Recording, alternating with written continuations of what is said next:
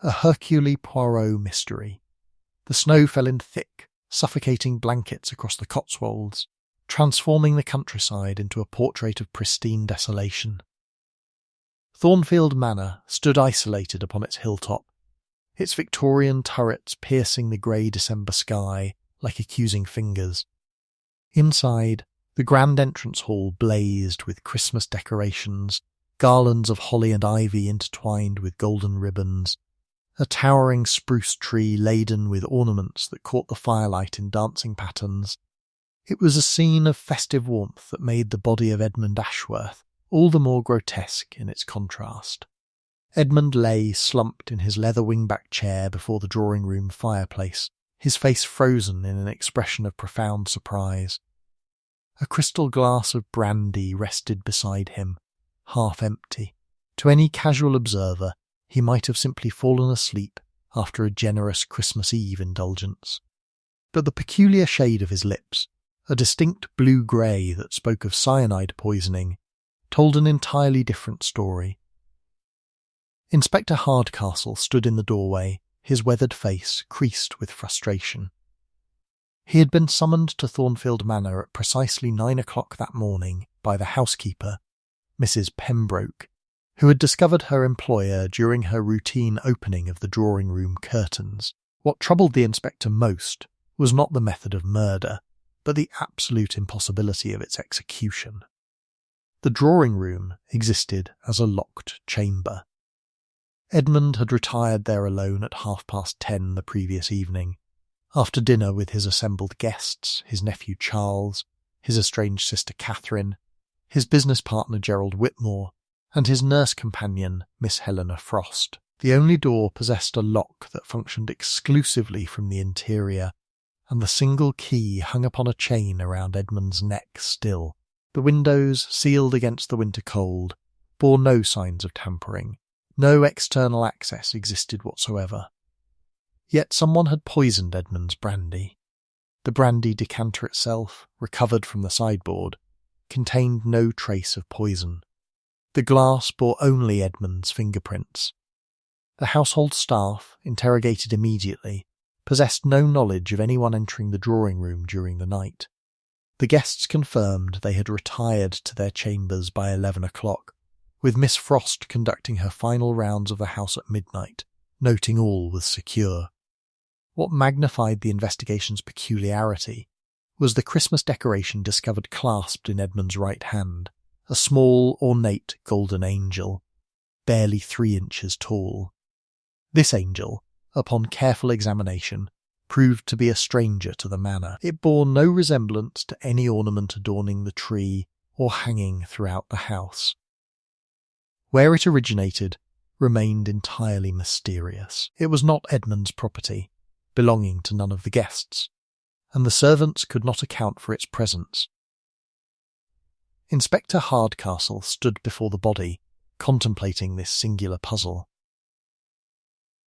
A man poisoned in a locked room with no apparent means of entry. A mysteriously foreign ornament clutched in his rigid fingers. A circle of suspects bound by family obligation and financial interest, yet no obvious motive connecting any of them to Edmund's demise.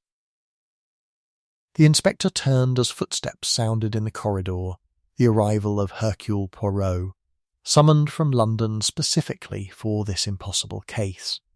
The diminutive Belgian detective, his fastidious moustache impeccably groomed despite the early hour and foul weather, surveyed the scene with penetrating eyes. He said nothing, merely observing the locked windows, the sealed door, the mysterious angel, and finally the corpse itself. Sacre bleu, Poirot whispered softly, his grey cells already engaging with the problem before him. An unsolvable crime indeed. Poirot moved with deliberate grace through the drawing-room, his shoes making scarcely a whisper against the Persian rug. Inspector Hardcastle watched with barely concealed impatience as the Belgian detective conducted his examination with meticulous precision. Where the inspector saw a straightforward poisoning in impossible circumstances, Poirot appeared to see something far more intricate. He began not with the body, but with the brandy glass. Using a pristine handkerchief, he lifted it toward the afternoon light streaming through the sealed windows, studying the residue within with the intensity of a jeweller appraising a diamond. His small, fastidious fingers turned the glass methodically, and his eyes, bright and penetrating as a bird's, catalogued every minute detail. The slight discoloration near the rim, the faint crystalline deposit at the base, the particular angle at which the glass had been set. Each observation was filed away behind that extraordinary forehead. "Tell me, Inspector," Poirot said without turning from his examination, "at what precise moment did the victim consume this final brandy?" Hardcastle consulted his notebook. According to Miss Frost, her last observation placed him alive and awake at approximately 10:45. She heard him moving about, settling into his chair. The body was discovered at 9 this morning, and between these hours, no one entered the room? Not a soul. The staff is adamant. The door remained locked from the inside. Poirot set down the glass with exquisite care and turned his attention to the mysterious angel. He did not touch it immediately, but rather circled the chair, observing how it lay cradled in Edmund's rigid fingers. The ornament's craftsmanship suggested continental origin, perhaps Austrian or German, yet bore no maker's mark. Its construction appeared curiously recent, the gold leaf unblemished by age. "Curious," Poirot murmured. "A gift, perhaps? Or an accusation?" It was at this moment that Miss Helena Frost appeared in the doorway, her face composed but her eyes betraying a faint nervousness. She was a woman of perhaps 40, with sharp features and sharper intelligence. Her dark hair was drawn back severely, and her nurse's uniform bore the crisp perfection of professional discipline. "The family is assembled in the morning room as requested," she informed Hardcastle, though her gaze drifted toward Poirot with undisguised curiosity. Poirot turned to face her fully, and Miss Frost's composure wavered almost imperceptibly. "Miss Frost, I presume?" "The devoted companion to Monsieur Ashworth?" When she nodded, he continued, "You were the last to observe him living, yes? Tell me, in all your years of caring for Monsieur Ashworth, did he possess any ornaments of continental origin? Any Christmas decorations from his travels, perhaps?" Miss Frost's hesitation was brief, but unmistakable. "Not that I'm aware of," she replied carefully. Mr. Ashworth preferred English craftsmanship. And yet this angel, Poirot gestured delicately toward the ornament, appears neither English nor recently acquired. It suggests a history we have not yet uncovered. After Miss Frost departed, Poirot examined the fireplace with particular interest. The fire had burned steadily throughout the night, according to the servants, maintaining constant warmth. He studied the hearth's interior, the ash scattered within, the poker's position against the mantelpiece. Inspector Hardcastle grew increasingly restless. "Well, what are your initial conclusions, Monsieur Poirot?" The Belgian detective straightened, his expression unreadable. "My conclusions, Inspector? They are, as yet, fragmentary. But I observe that Miss Frost's knowledge of Monsieur Ashworth's possessions may be considerably less comprehensive than her professional position would suggest. And I note that this angel, though foreign to the household, was clutched with the tenderness of recognition rather than alarm." He paused, allowing the implication to settle. Someone in this house, Inspector, knew far more about Monsieur Ashworth than they have thus far admitted. The question becomes, what was this person attempting to communicate through this peculiar ornament? The morning room at Thornfield Manor possessed none of the drawing room's festive cheer. Here the Christmas decorations seemed almost accusatory in their gaiety, holly sprigs and silver bells adorning a space now heavy with suspicion and fear. The four suspects sat arranged in uncomfortable proximity, each isolated by invisible walls of their own construction. Poirot entered with Inspector Hardcastle, his keen eyes performing a swift assessment of each face before he took his seat. Charles Ashworth sat rigidly upright, his expensive suit immaculate, yet somehow emphasising his nervous energy. His uncle's death meant inheritance, yet his expression betrayed more anxiety than grief. Beside him, Catherine Ashworth maintained an icy composure, her silver hair and austere features suggesting a woman accustomed to emotional discipline. Gerald Whitmore, Edmund's business partner, occupied the settee with the confidence of a man whose position seemed secure, though his fingers betrayed him by constantly adjusting his cufflinks.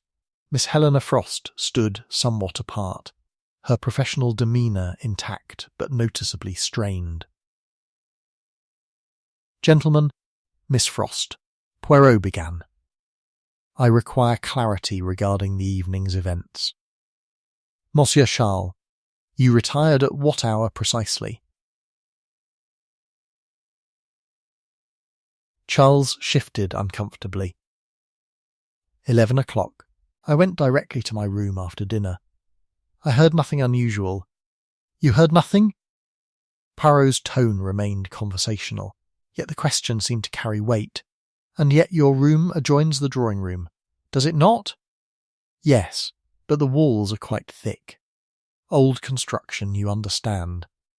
Poirot nodded slowly, though his expression suggested he understood considerably more than Charles had intended to convey. He turned to Catherine. "And you, madam? Your evening progressed without incident?"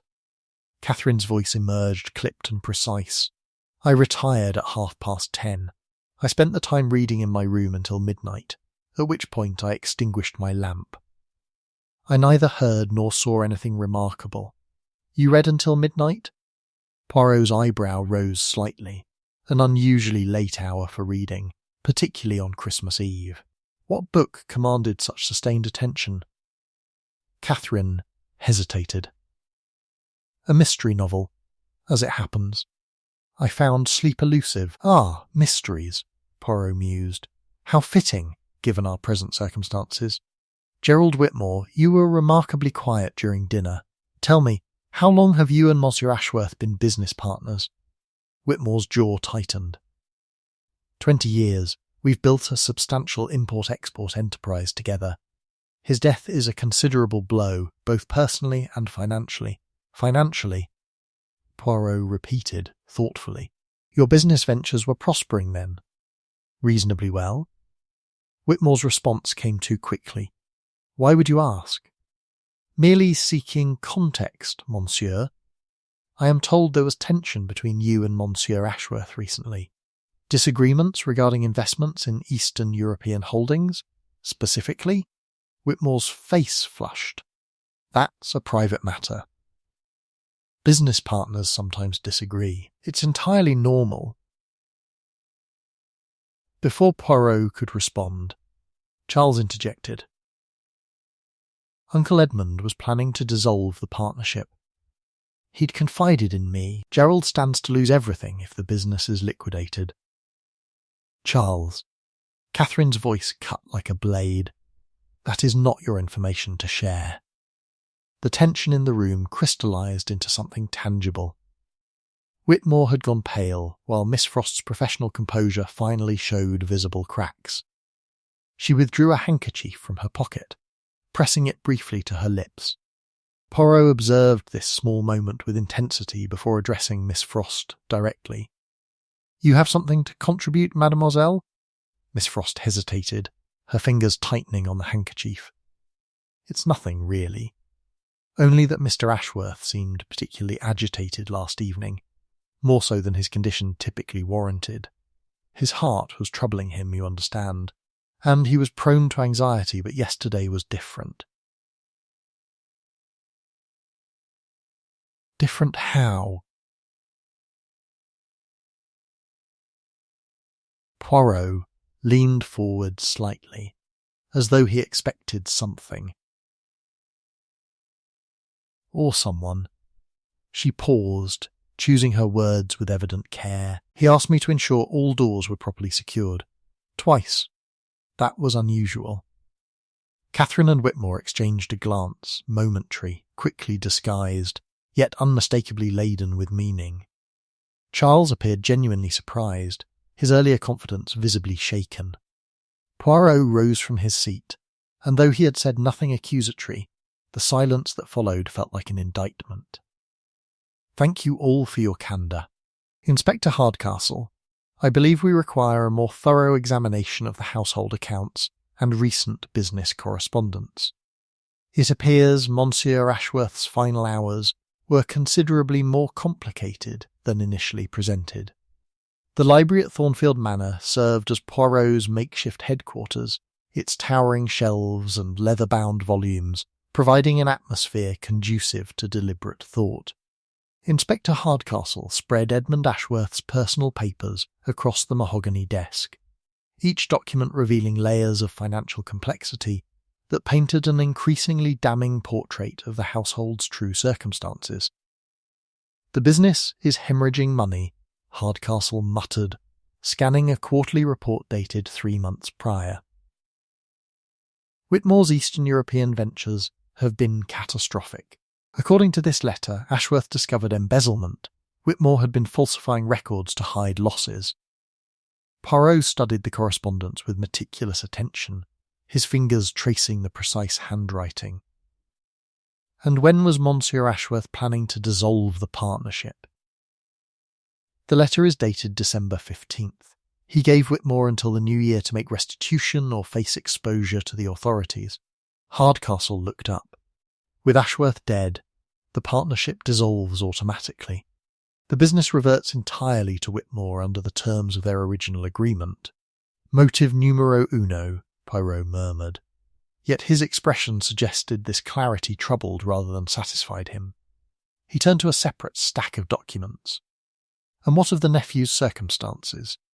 Hardcastle consulted another file. Charles is in severe financial distress. Gambling debts accumulating at an alarming rate.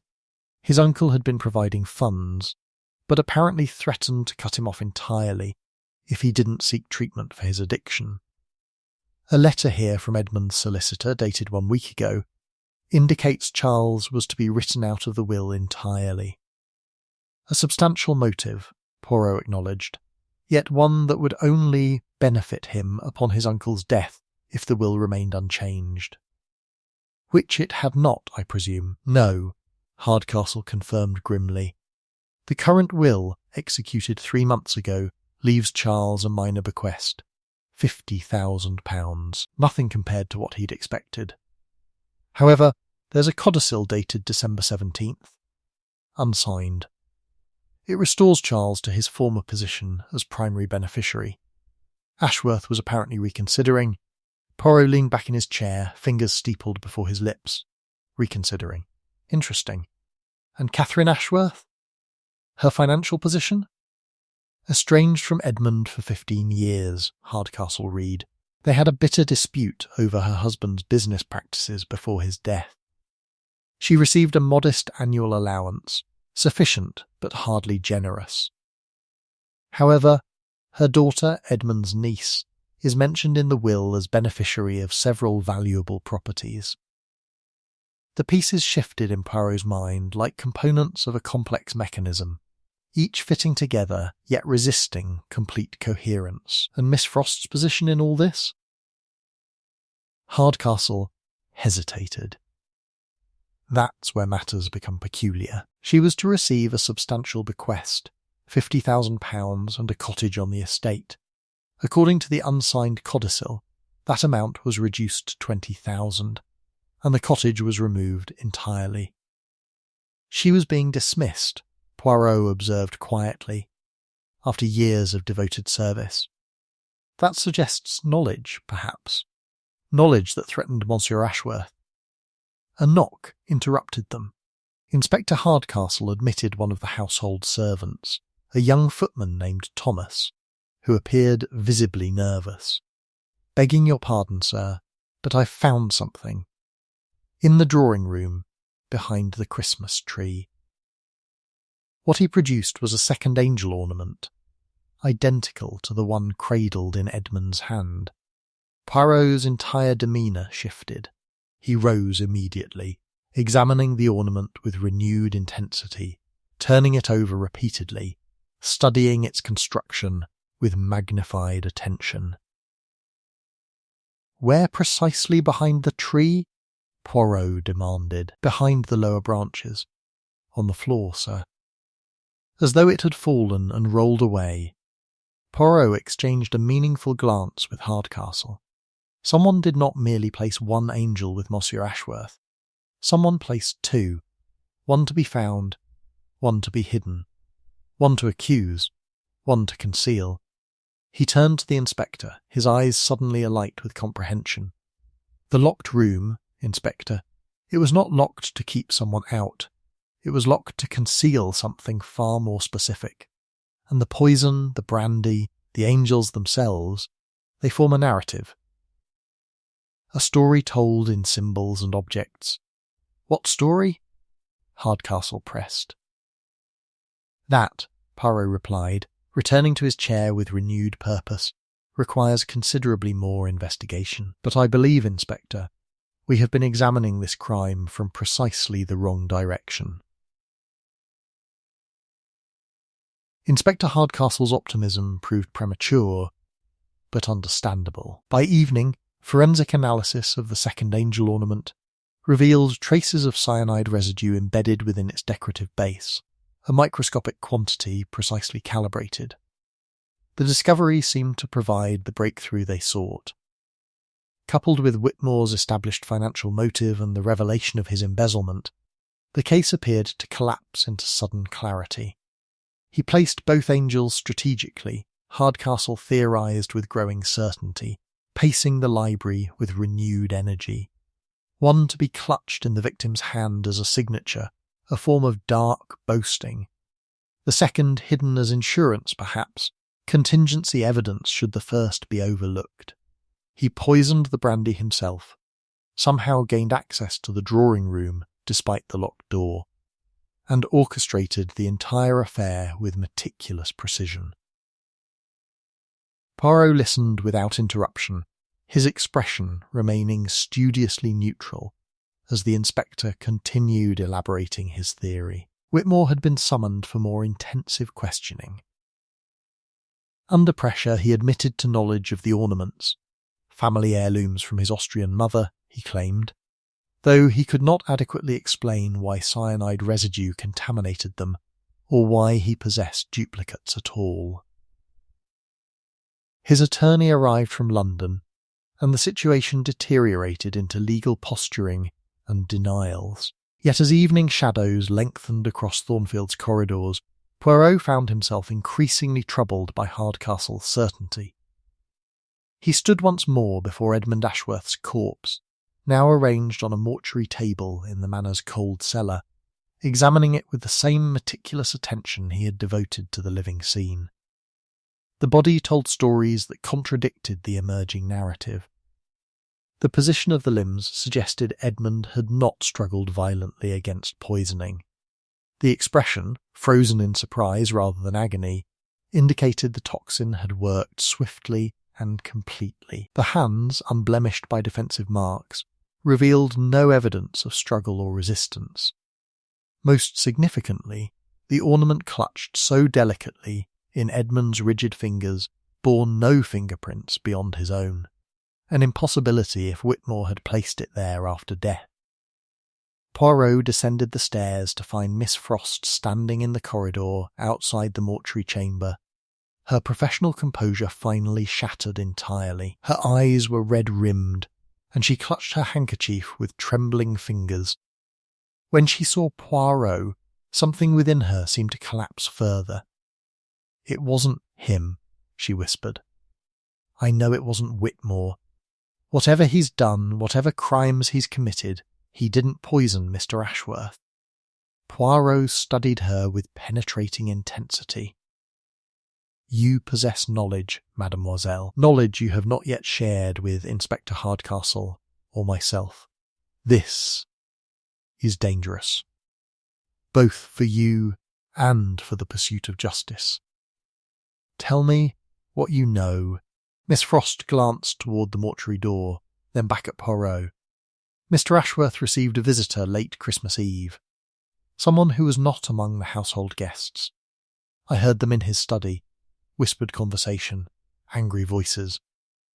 When I investigated, the visitor had already departed through the garden entrance. Mr. Ashworth was pale, agitated, frightened in a way I'd never witnessed. Who was this visitor? I couldn't see clearly. The hour was late, and I dared not venture too close. But I heard a woman's voice. Refined accent, cultured, definitely female. Poirot's entire understanding of the crime's architecture shifted fundamentally. "And you said nothing of this to Inspector Hardcastle because I feared," Miss Frost replied quietly, "that investigation would lead directly to Catherine Ashworth, and despite our difficult professional relationship, I knew she was innocent." That woman's presence, her voice, came from someone external to the household, someone from Mr. Ashworth's past. The implications cascaded through Poirot's consciousness. Whitmore, though guilty of embezzlement, was simultaneously innocent of murder. The locked room, the angels, the poisoned brandy, all elements of a far more intricate narrative than the inspector's hurried conclusion permitted. The investigation, which had seemed to achieve resolution, had instead illuminated only the surface of far deeper deceptions.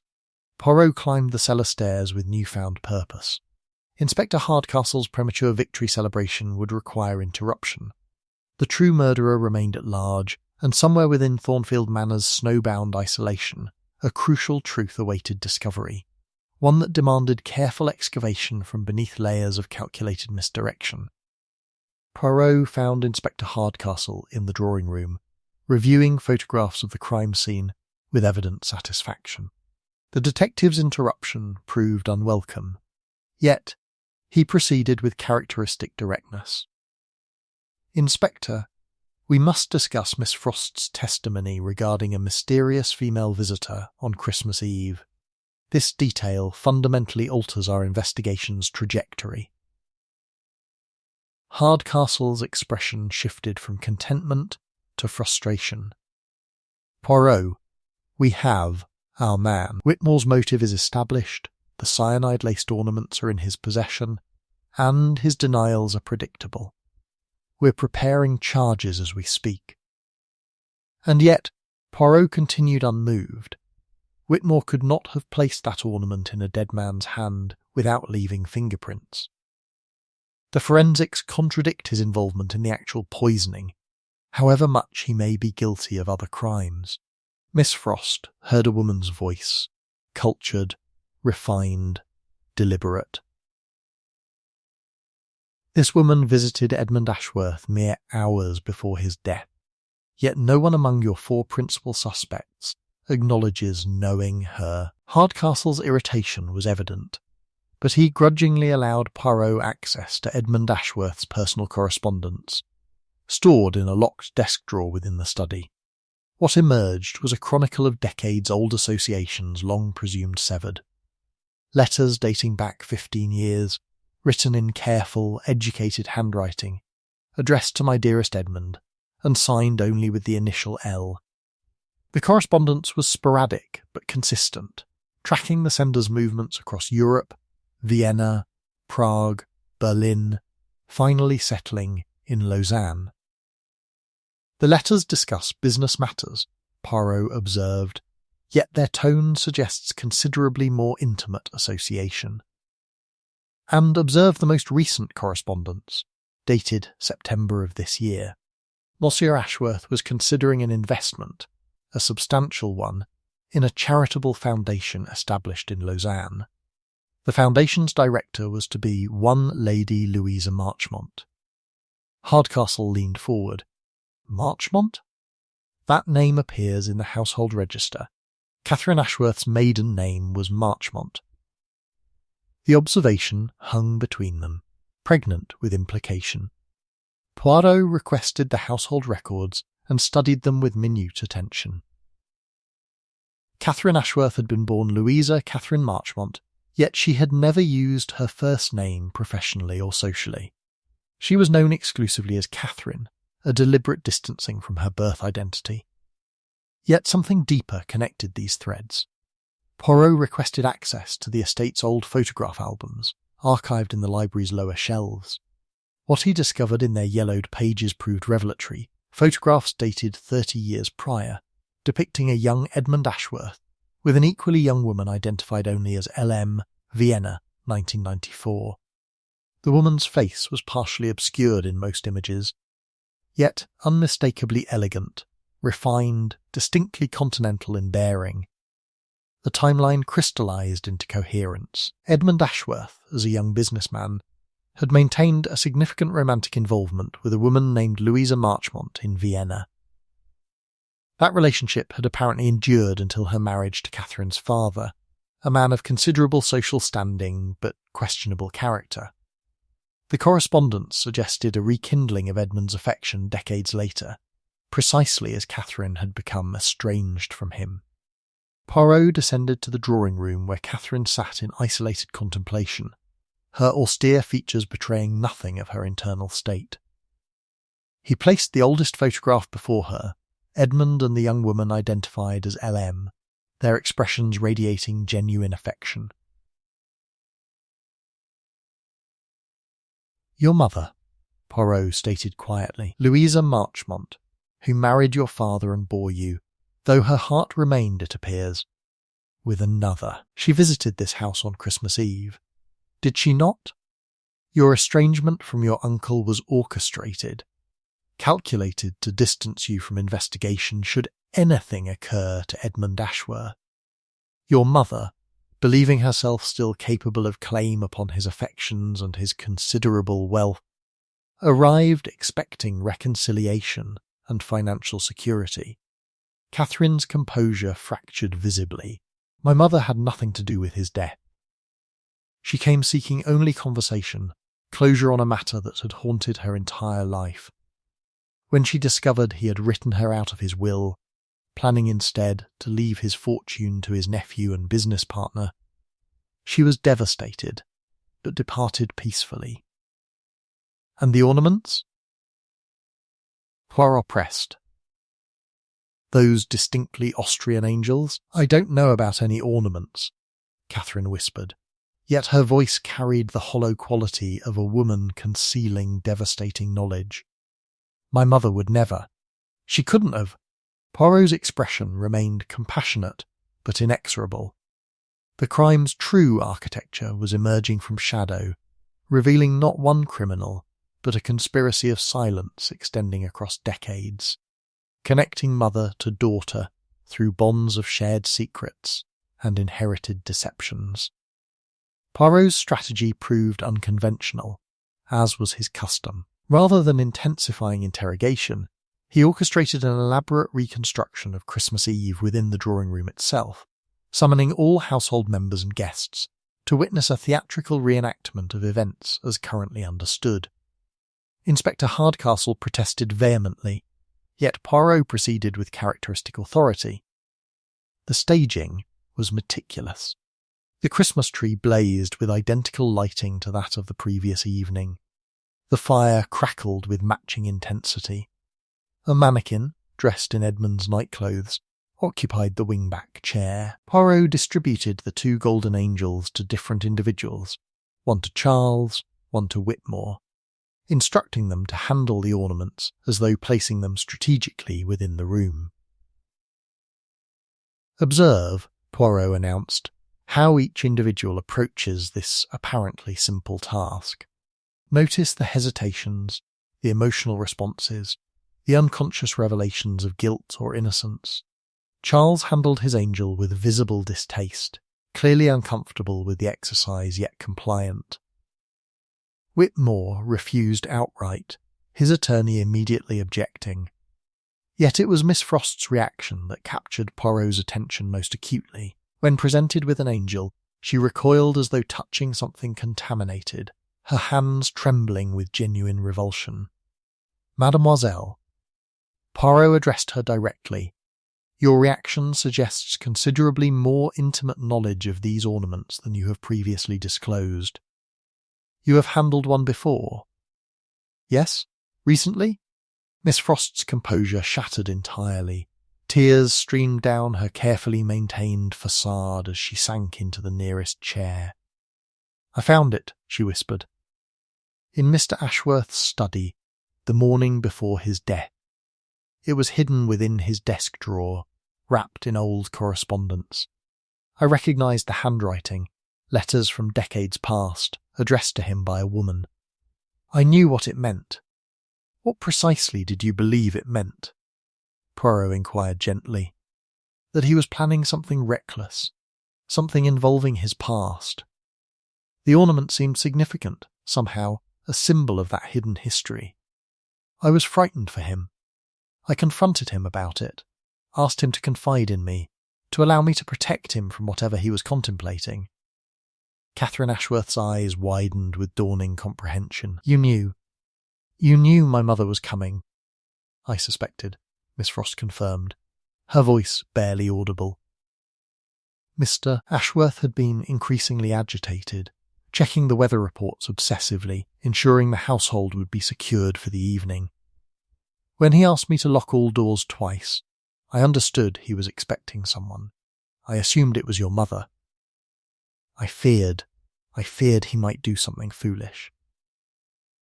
Reconciliation with a woman he'd loved all those years, against all reason and propriety.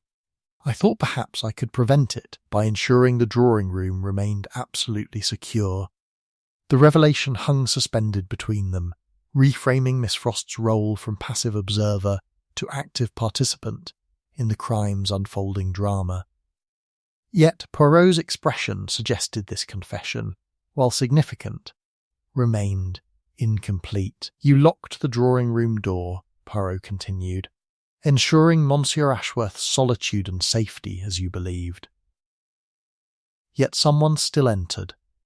Someone still poisoned his brandy. This could only occur if that someone possessed knowledge of the room's layout, the household's routines, and access to substances ordinarily unavailable to casual visitors.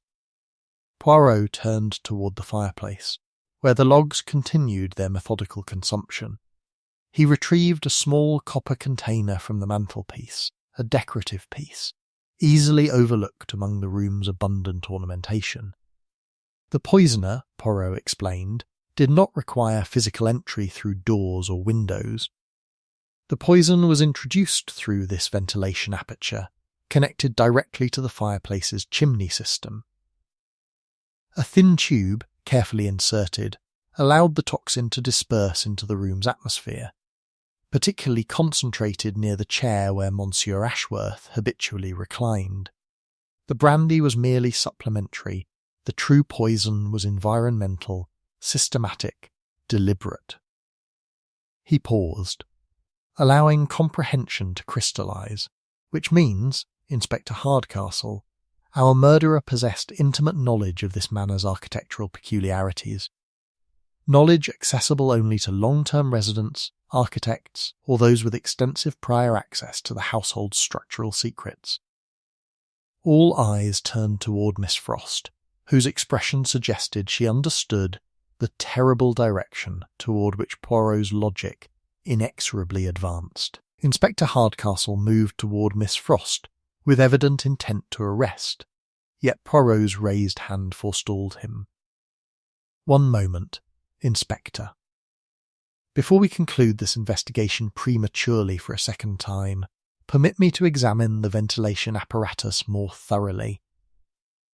What Poirot discovered within the copper container proved far more complex than the simple delivery mechanism he had described. The tube apparatus bore multiple fingerprints, some matching Miss Frost's, others belonging to an unidentified individual.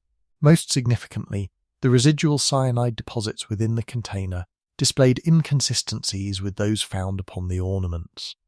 The chemical composition differed subtly but definitively, suggesting two separate sources of poison, two distinct delivery methods, two separate actors. The evidence, Poirot announced gravely, has been tampered with, Someone has deliberately introduced false evidence, layering deception upon deception to obscure the true murderer's identity. Before anyone could respond, a commotion erupted from the corridor. Inspector Hardcastle's constable burst through the drawing-room doors, breathless and visibly distressed. "Sir, there's been an incident. The evidence locker at the village constabulary, it's been breached. Several items from the Ashworth case have been removed. The second angel ornament, the chemical analysis reports, the correspondence between Ashworth and the mysterious visitor, all stolen within the past 2 hours." Hardcastle's face darkened with fury. Who had access? The constable on duty was temporarily absent. Claims he left for merely 15 minutes to fetch tea. When he returned, the lock had been expertly manipulated. Whoever did this possessed considerable skill with mechanisms and intimate knowledge of our security procedures. The theft transformed the investigation's parameters fundamentally. This was no longer a crime of passion or financial desperation. Someone with considerable resources and sophistication was actively obscuring the truth, eliminating evidence before complete analysis could be conducted. The murderer possessed not merely motive and opportunity, but also access to information about police procedures and investigative progress. Poirot's expression remained serene despite the escalating complexity. He requested immediate access to the household's telephone records, discovering that multiple calls had been placed from Thornfield Manor to London in recent days. Cross-referencing these numbers with official registries revealed contact with a private investigative firm specialising in evidence acquisition and documentation alteration, a firm operating in decidedly grey legal territory. Someone within this household, Poirot stated with absolute certainty, has retained external assistance to obscure the murder's circumstances. This suggests the killer enjoys financial resources sufficient to engage professional criminality. This eliminates Charles Ashworth, whose gambling debts leave him financially depleted, and Whitmore, whose embezzlement schemes have left him similarly impoverished. The implications crystallised with devastating clarity. Catherine Ashworth possessed substantial inherited wealth from her late husband's estate. More significantly, she maintained connections throughout continental Europe, connections that could facilitate contact with individuals willing to engage in evidence tampering and criminal obstruction. Yet even as this realisation emerged, another complication surfaced. Inspector Hardcastle received an urgent telephone communication from London. Louisa Marchmont, Edmund Ashworth's long-lost love, had been found deceased in her Lausanne residence. The death was ruled accidental, a fall from a balcony, yet the timing proved impossibly convenient. Within 48 hours of visiting Thornfield Manor, the woman who could potentially identify her murderous accomplice lay dead. Poirot stood before the drawing-room's sealed window, contemplating the snow-covered landscape beyond. The crime had expanded beyond personal vendetta into something far more sinister, a conspiracy of silence extending across national boundaries, involving professional criminals and calculated elimination of witnesses. The case's true architecture was finally becoming visible, yet the murderer remained frustratingly obscured behind layers of sophisticated misdirection and external manipulation. "Inspector," Poirot said quietly, "we must expand our investigation beyond Thornfield's boundaries. The murderer's confederates operate internationally. The evidence they have stolen represents merely the surface manifestation of a far deeper conspiracy. And I fear, Inspector, that before we can apprehend our culprit, they may eliminate the one remaining witness capable of revealing everything, Miss Helena Frost herself." Poirot's warning proved prescient, but arrived precisely too late. Miss Frost vanished from Thornfield Manor at approximately 9 o'clock that evening, her absence discovered only when a servant attempted to deliver her evening tea. Her room remained meticulously organised, her belongings undisturbed, yet she had departed without coat or luggage. leaving only a handwritten note upon her bedside table. The message, composed in her characteristic precise handwriting, reads simply, "I cannot bear the weight of what I know. Forgive me." Inspector Hardcastle immediately declared her a flight risk and issued urgent communications to railway stations and road checkpoints throughout the region. Yet Poirot recognised the note for what it truly was, a carefully constructed piece of theatre designed to suggest voluntary departure, masking a far more sinister reality. She did not leave willingly, Poirot informed the inspector with quiet certainty. Miss Frost's departure was orchestrated, her absence facilitated by someone with authority within this household. The note was composed under duress, a final insurance policy ensuring that investigation would focus upon her rather than upon the true murderer. The revelation prompted immediate scrutiny of the household staff, revealing that Thomas, the young footman who had discovered the second angel ornament, had similarly disappeared. His small room above the servants' quarters bore signs of hasty departure, drawers left open, personal effects scattered, yet, significantly, his winter coat remained hanging upon the wall. He could not have survived exposure to the December cold without it. 2 disappearances, Hardcastle muttered, connected yet distinct. The footman's departure suggests flight, genuine escape. Miss Frost's absence suggests something considerably more sinister. Poirot examined Thomas's abandoned room with meticulous precision, discovering beneath the mattress a collection of documents and photographs. The images depicted Edmund Ashworth in various locations throughout Europe, accompanied by a woman whose face was systematically obscured in each photograph, sometimes by shadow, sometimes by deliberate positioning, occasionally by crude scissor work. Yet in one photograph, caught unguarded at Vienna's Stephansdom, the woman's profile was unmistakably visible. The facial structure, the distinctive bone architecture, the refined bearing, all matched Catherine Ashworth with striking clarity. The photographs were taken decades ago, Poirot observed, yet they established definitively that Catherine Ashworth and her mother travelled with Edmund Ashworth throughout continental Europe. This suggests far more complex association than her estrangement narrative permitted. Catherine knew her mother maintained a romantic connection to her uncle. She knew of the inheritance implications. She knew. Hardcastle's expression darkened with comprehension. She knew her mother would return seeking financial security and emotional reconciliation, and she knew that reconciliation would fundamentally alter Edmund's will, jeopardising her daughter's inheritance prospects. Yet even as this understanding crystallised, a message arrived from the Lausanne Constabulary, transmitted via international telegraph. Louisa Marchmont's death, initially ruled accidental, had been reclassified as suspicious.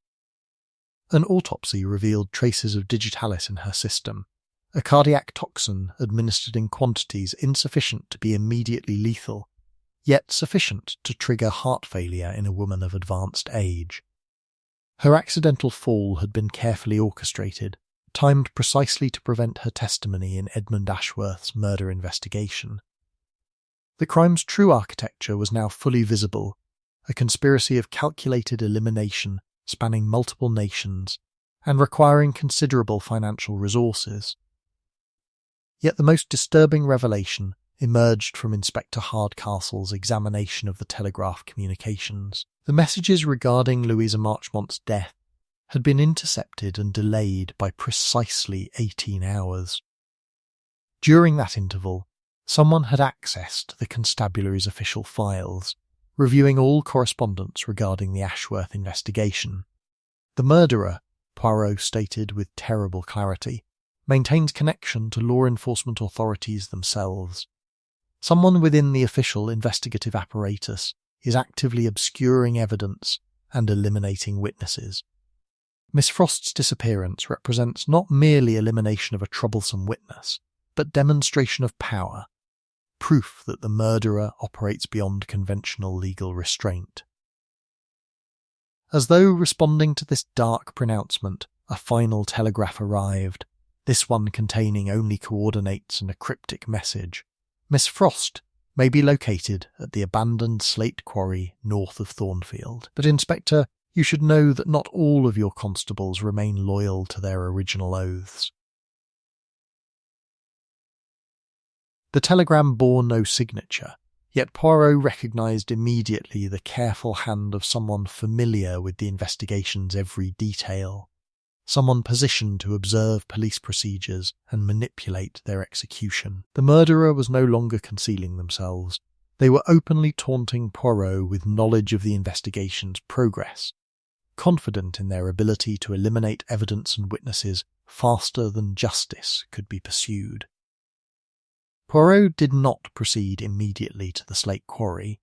Instead, he requested access to the household's employment records, servant registries, and personnel files accumulated across decades.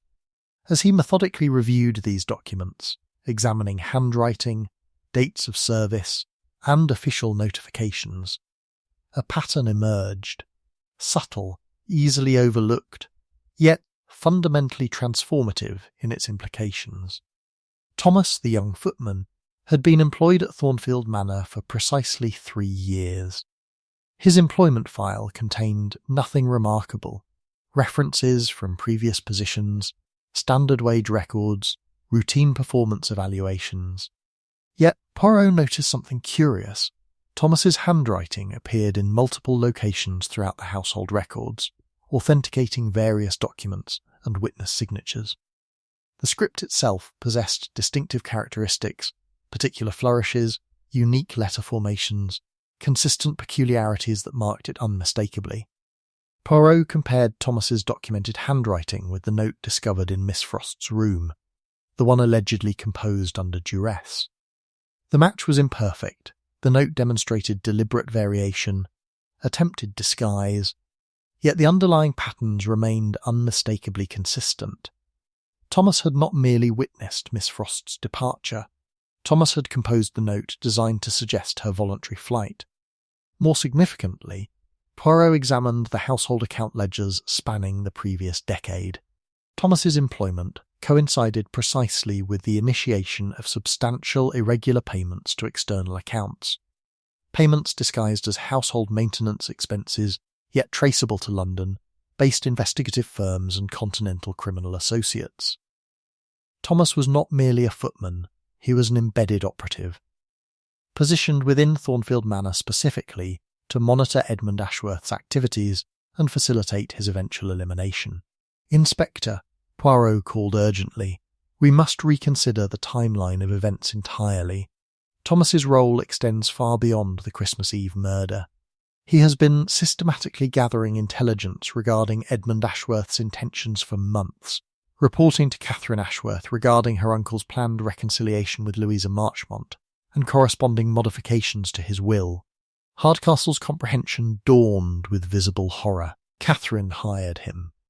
She positioned him within the household years in advance, awaiting the moment when her uncle might threaten her inheritance. Yet Poirot's expression suggested the revelation remained incomplete. He turned to the Christmas decorations adorning the drawing room, studying the angels with renewed attention.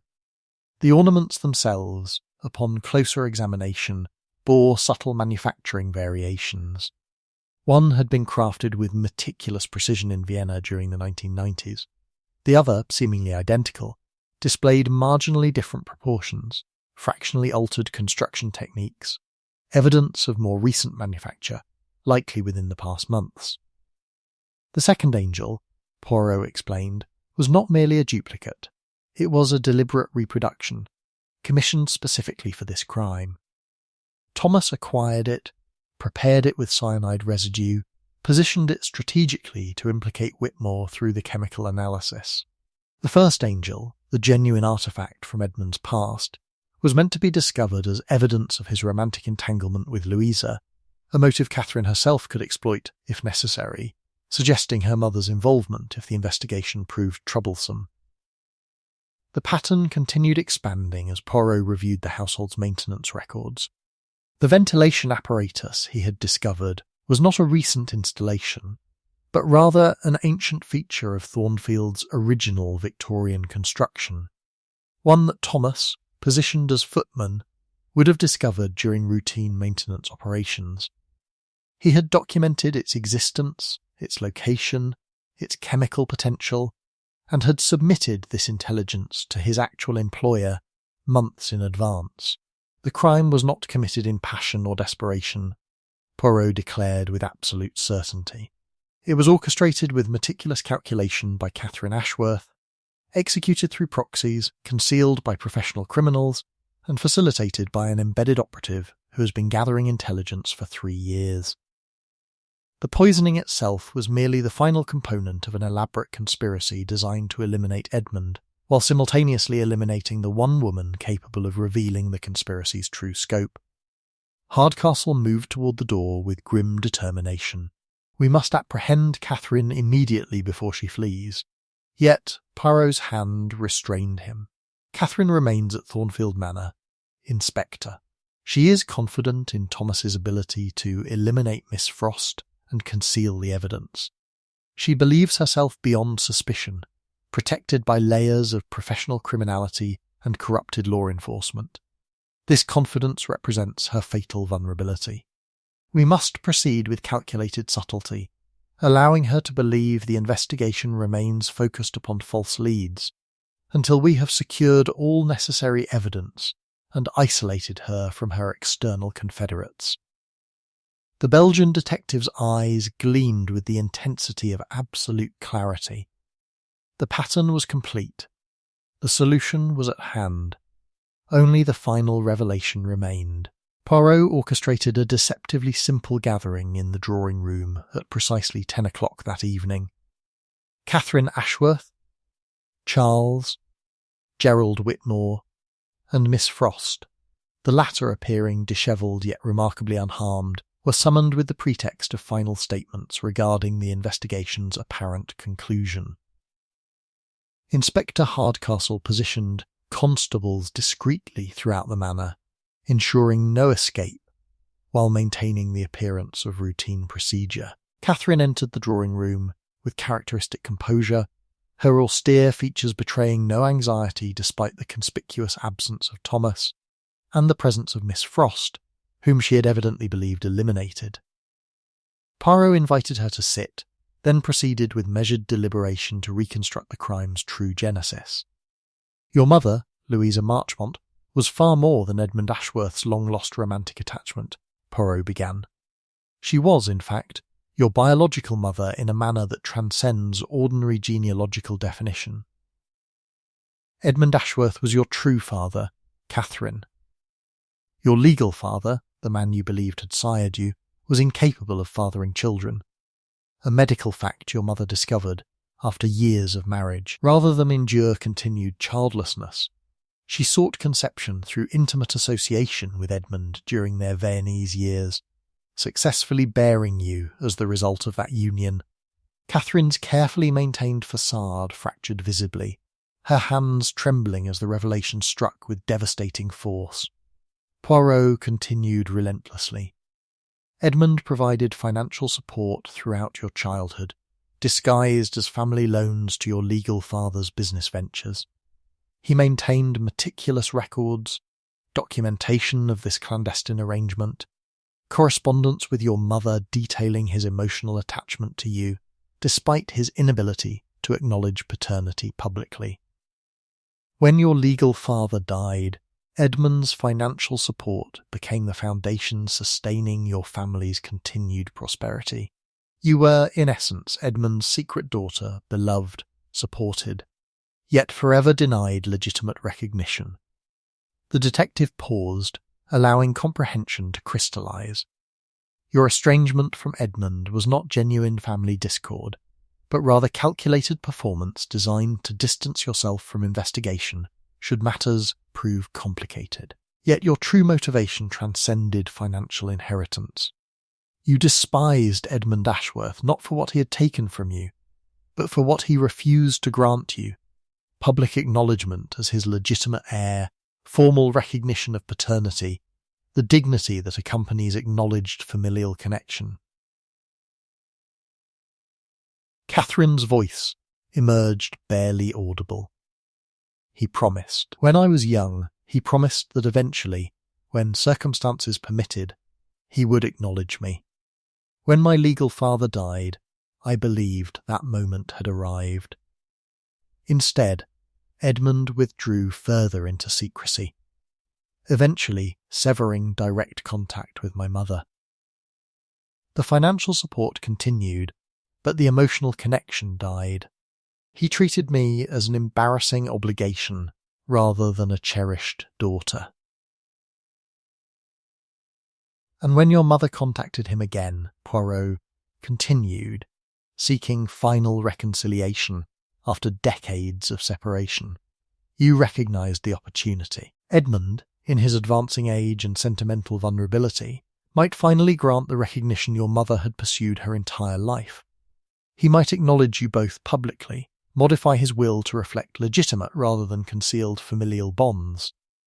Yet this revelation would expose decades of deception, would require Edmund to confront the illegitimacy of his own daughter's birth, would force him to acknowledge his own moral compromises.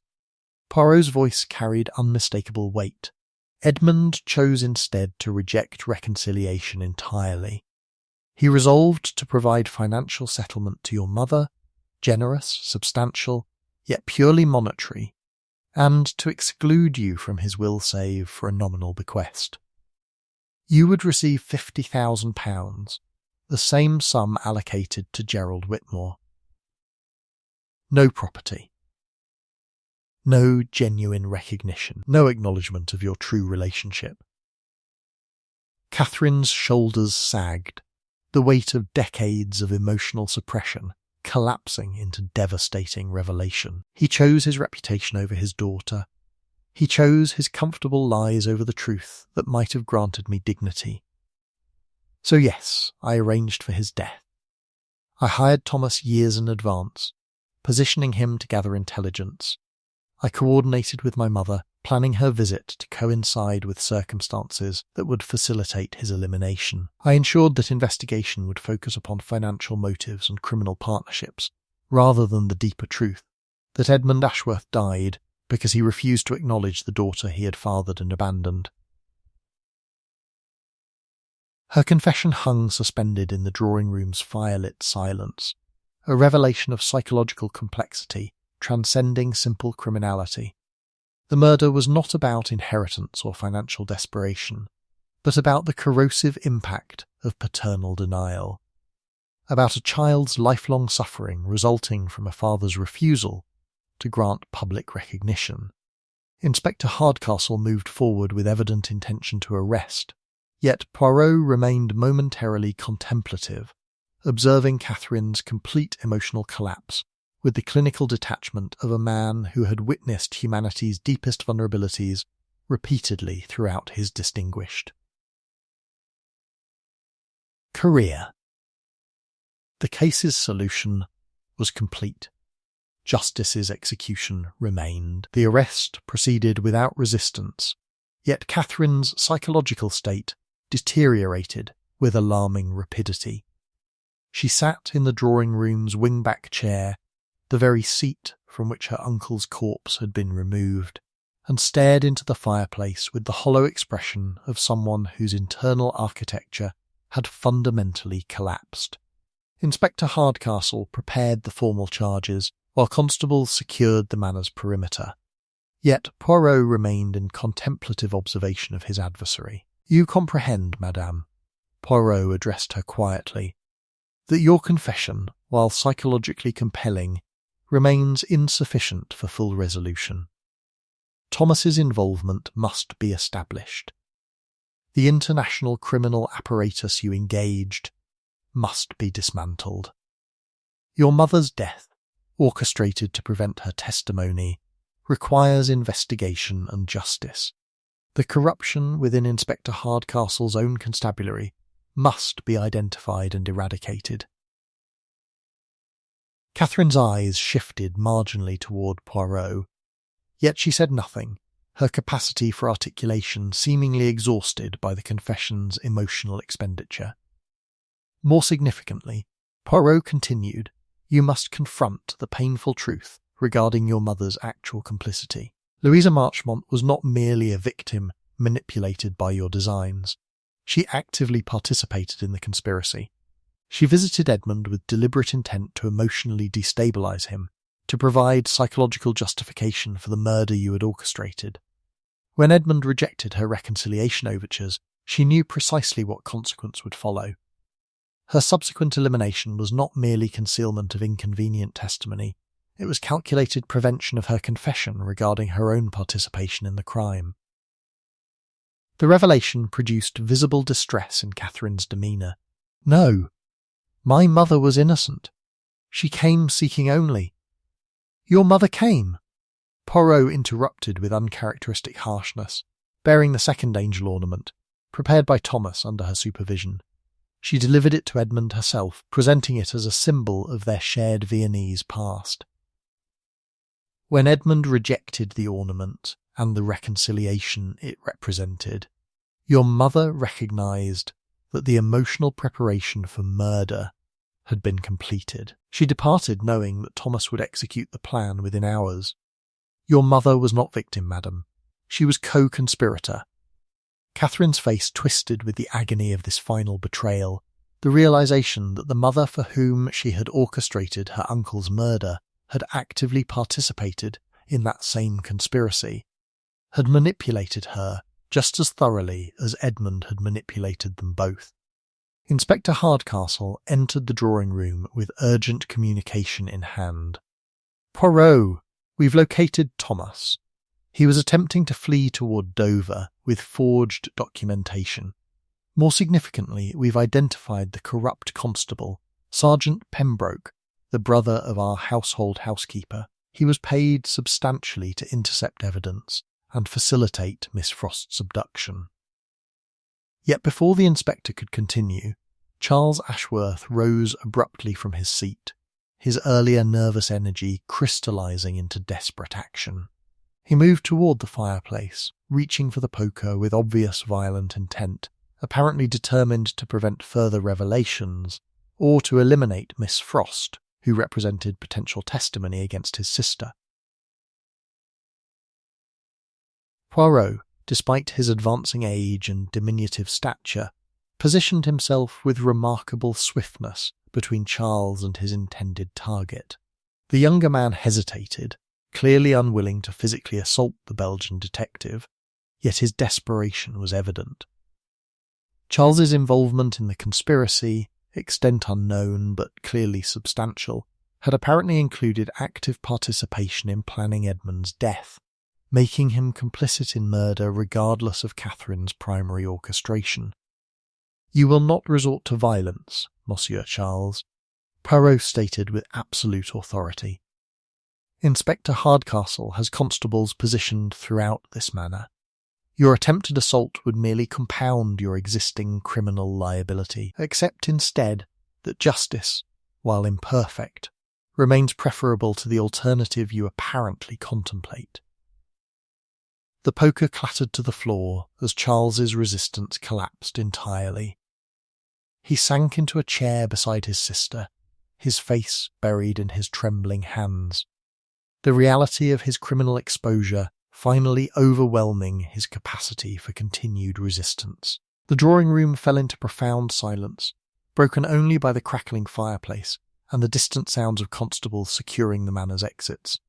The case's resolution was complete, the murderers identified, the conspirators exposed, the web of deception fully illuminated.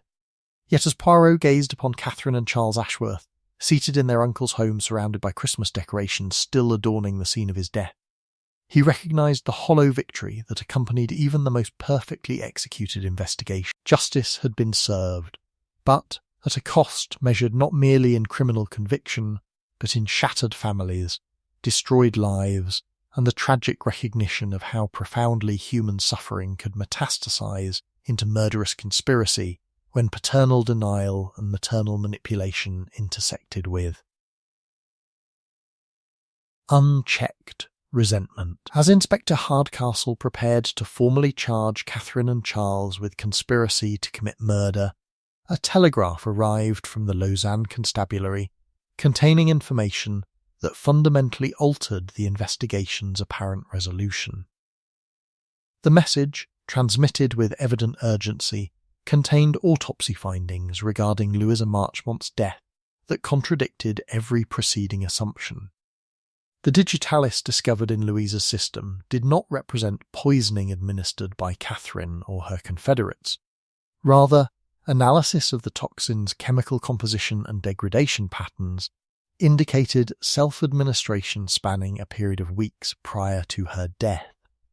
Louisa Marchmont had been systematically poisoning herself with controlled doses of cardiac toxin, carefully calibrating the timing to ensure her death would occur precisely when investigation into Edmund Ashworth's murder reached critical juncture. Poirot's expression transformed from satisfaction to profound alarm as the implications crystallized. She did not flee to prevent testimony. She orchestrated her own death to eliminate herself as a witness. More significantly, she timed her departure to ensure that investigation would assume murder rather than suicide, thereby creating investigative confusion that would obscure rather than illuminate the conspiracy's true scope. Inspector Hardcastle appeared momentarily stunned. "You're suggesting Louisa deliberately ended her life to protect her daughter?" "I am suggesting considerably more complex motivations," Poirot replied gravely. "Louisa Marchmont possessed decades of experience concealing truth, of manipulating circumstance to preserve advantage. She recognised that her participation in Edmund's murder would inevitably surface upon thorough investigation. Rather than permit her confession to implicate Catherine further, rather than allow herself to become prosecution testimony against her daughter, she removed herself from the equation entirely. Yet her suicide itself contained deliberately misleading elements. The digitalis administered in patterns suggesting external poisoning, the circumstances arranged to prompt investigation rather than acceptance of natural death." Charles suddenly rose from his chair with desperate intensity. "My mother didn't organise any of this. Catherine planned everything, the years of positioning Thomas, the arrangements with criminal associates, the coordination with our mother. My mother was merely drawn into circumstances she couldn't control. She didn't deserve." "Your mother," Poirot interrupted with unmistakable coldness, "was neither victim nor unwilling participant. She was, in fact, the original architect of this entire conspiracy. You and Catherine were merely executing her decades-old design." The revelation suspended the drawing room in shocked silence as Poirot turned toward Miss Frost, who remained standing near the fireplace. "Mademoiselle, you discovered something in Monsieur Ashworth's study that you did not share even when directly questioned. You found correspondence between Edmund and Louisa spanning not merely years, but decades. Correspondence detailing not romantic attachment, but rather blackmail. Louisa Marchmont possessed knowledge of Edmund's illegitimate financial arrangements, his concealment of Catherine's true paternity, his documented complicity in criminal tax evasion, spanning multiple countries. She maintained this knowledge as insurance throughout her life, ensuring Edmund's continued financial support despite his emotional withdrawal." Miss Frost's composure fractured visibly as Poirot continued his reconstruction. When Edmund finally resolved to sever all connections with Louisa and Catherine, to provide settlement yet eliminate ongoing financial obligation, he failed to account for Louisa's decades of accumulated resentment. She did not seek reconciliation or emotional validation. She sought vengeance against a man who had used her, abandoned her, and refused to acknowledge their shared daughter, while systematically exploiting her silence regarding his criminal activities. Poirot turned directly toward Catherine, his penetrating gaze seemingly to peer into her psychological core. "You believed yourself the conspiracy's architect, yet you were merely executing your mother's will. She positioned Thomas within this household. She provided detailed intelligence regarding Edmund's vulnerabilities. She orchestrated the timing of her visit to coincide with maximum emotional destabilization.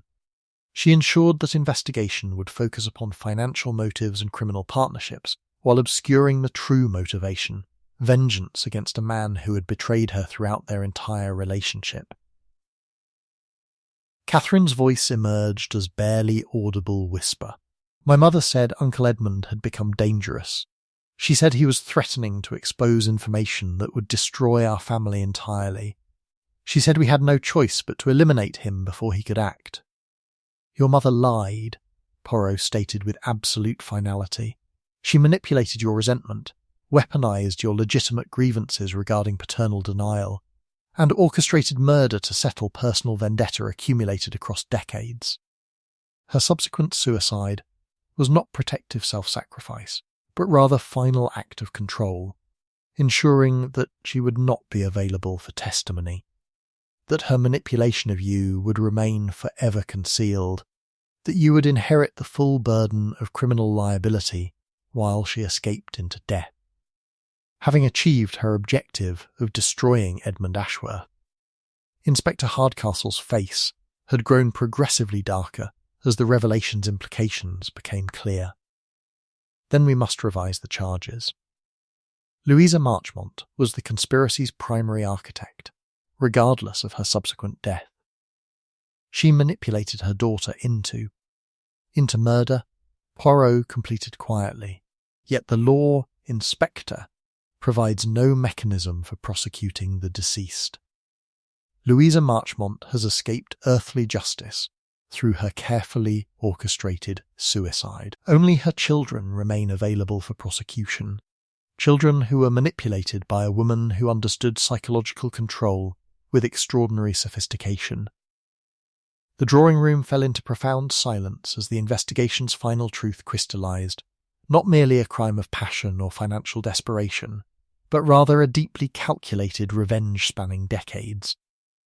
Orchestrated by a woman who had perfected the art of emotional manipulation across the entirety of her life, ultimately destroying her own children to achieve vengeance against a man who had never truly valued her beyond her utility.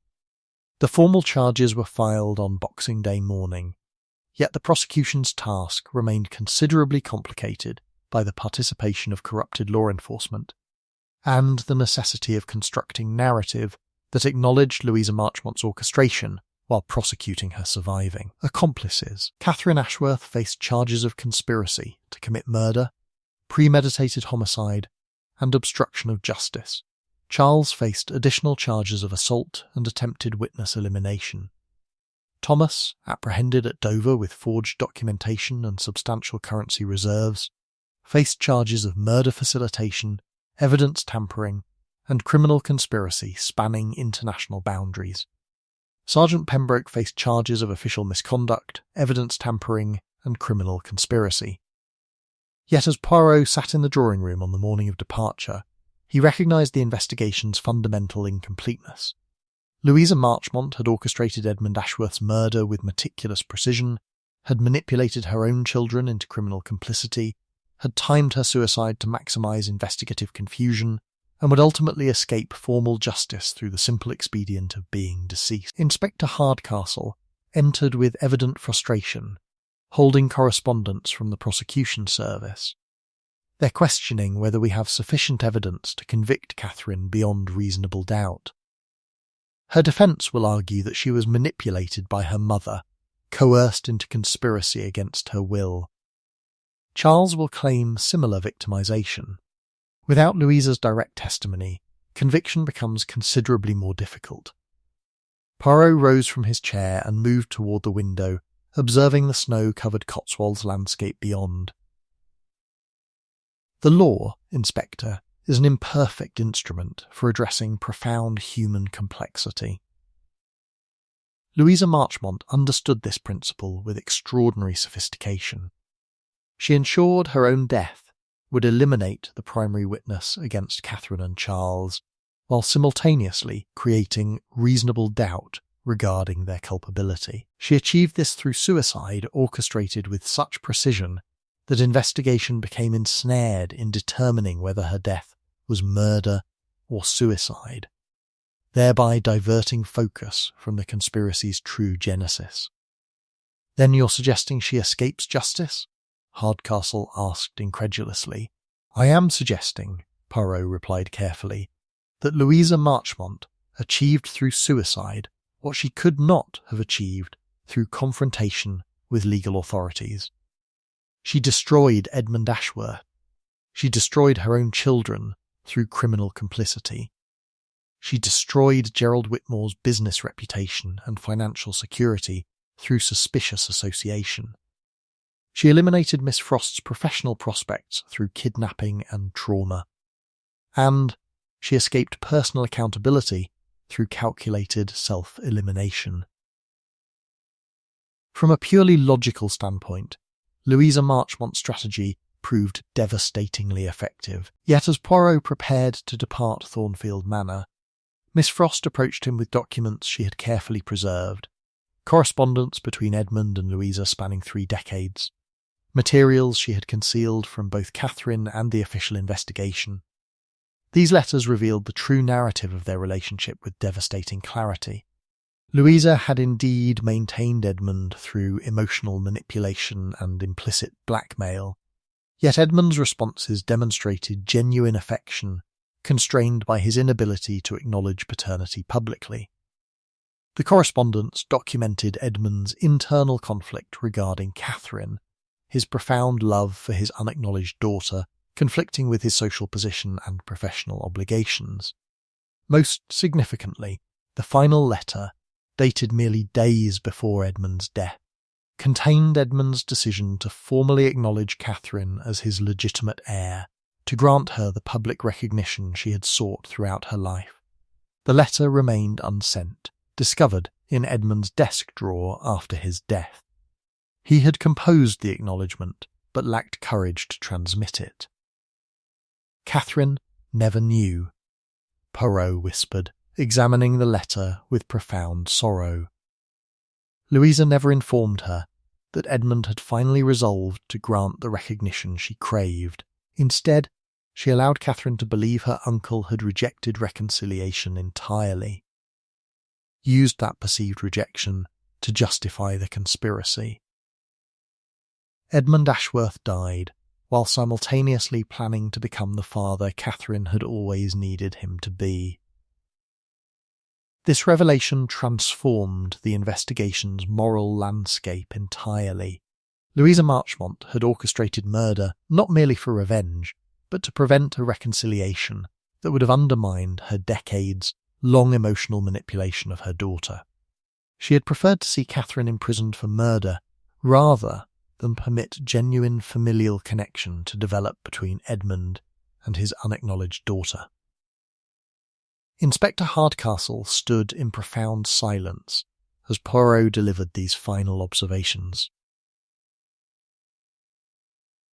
Justice has been served, Inspector, insofar as the law permits.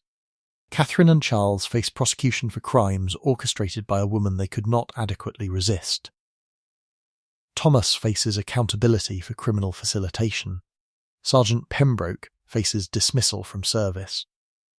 Yet Louisa Marchmont, the true architect of this tragedy, achieves escape through calculated suicide, a final act of manipulation ensuring her memory remains protected while her children inherit the full burden of criminal consequence.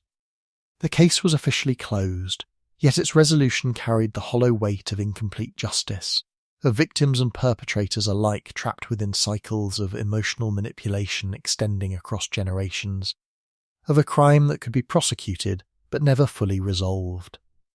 Poirot's train departed Thornfield Station on the afternoon of December 27th, carrying the Belgian detective southward toward London and the relative sanctuary of his methodically organised existence. Yet as the Cotswolds landscape receded into winter mist, his mind remained ensnared by a peculiar inconsistency that had troubled him since the investigation's apparent conclusion. The Golden Angels themselves possessed an anomaly that investigation had failed to adequately address. The first angel, recovered from Edmund's rigid fingers, bore manufacturing characteristics consistent with Vernier's craftsmanship from the 1990s. Chemical analysis confirmed its authenticity as a genuine artefact from Edmund and Louisa's shared past. Yet the second angel, allegedly commissioned by Thomas under Louisa's direction, displayed manufacturing inconsistencies that suggested considerably more recent origin, possibly within the previous 6 months rather than years. More significantly, the second angel's cyanide contamination pattern suggested the toxin had been applied in layers, accumulated gradually across an extended period, rather than applied in concentrated doses immediately preceding the murder. This indicated preparation spanning weeks, not the days Thomas's timeline permitted for orchestration. Poirot retrieved his notebook and reviewed the household staff records with renewed attention, focusing specifically upon employment dates and service tenure. What he discovered prompted him to compose an urgent telegraph to Inspector Hardcastle, transmitted from the first station stop.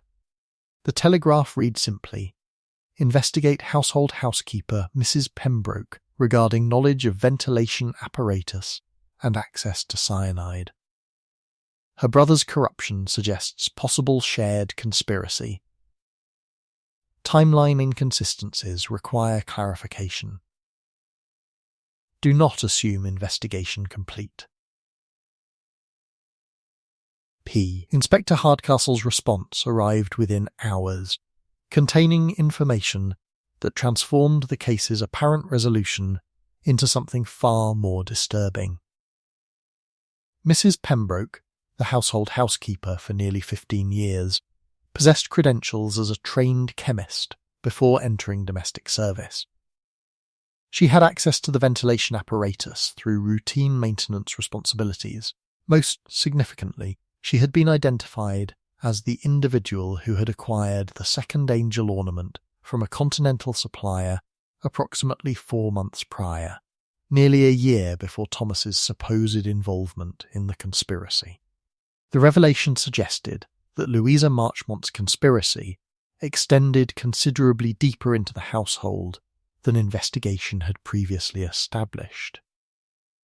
Mrs. Pembroke was not merely a peripheral figure, but rather an active participant in preparation for Edmund Ashworth's murder, suggesting either direct recruitment by Louisa or independent motivation that remained entirely obscured.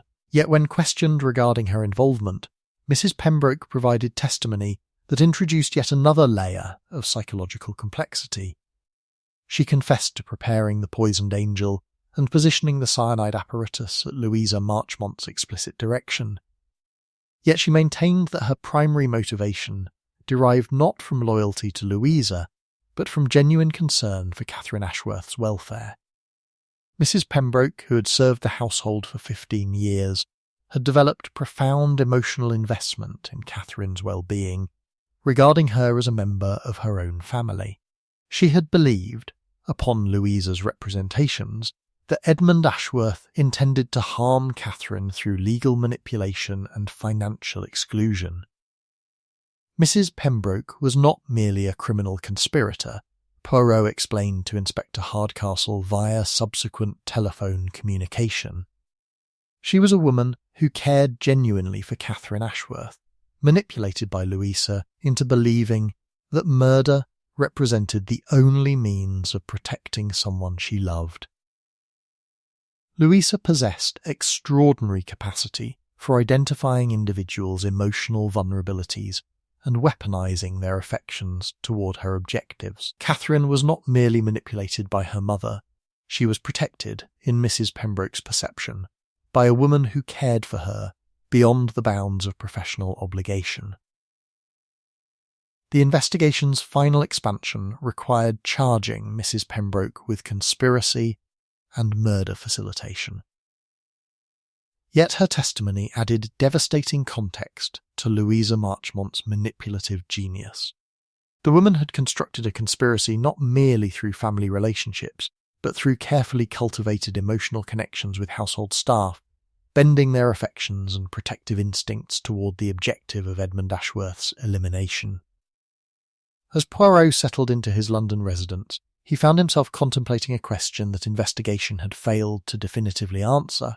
How many other individuals had Louisa Marchmont manipulated into criminal complicity? How many additional conspirators remained unidentified, operating on her behalf despite her death? How extensively had she woven her psychological influence through Thornfield Manor's institutional structure?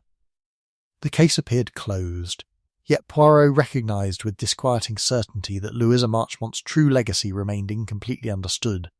A web of emotional manipulation extending into Chambers' investigation had not yet illuminated, a conspiracy whose true scope might never be fully comprehended.